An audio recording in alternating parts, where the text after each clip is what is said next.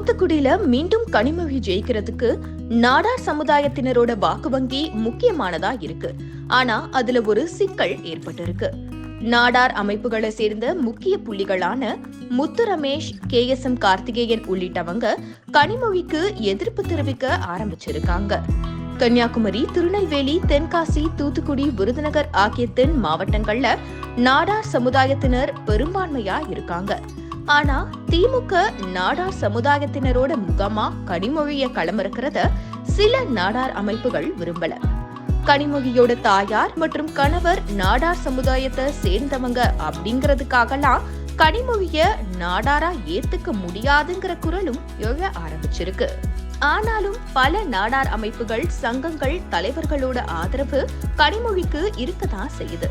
திமுகவோட நாடார் சமுதாய முக்கிய புள்ளிகளான அமைச்சர்கள் அனிதா ராதாகிருஷ்ணன், கீதா ஜீவன், மனோ தங்கராஜ், சபாநாயகர் அப்பாவு உள்ளிட்ட தலைவர்களோட ஆதரவும் கனிமொழிக்கு பாசிட்டிவா பார்க்கப்படுது.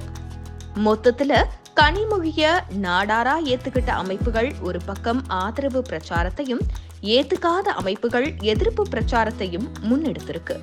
சாதியை எதிர்க்கிற கனிமொழியையே இப்போ சாதி அரசியல்ல சிக்க வச்சிருக்கு தூத்துக்குடி அரசியல் களம்.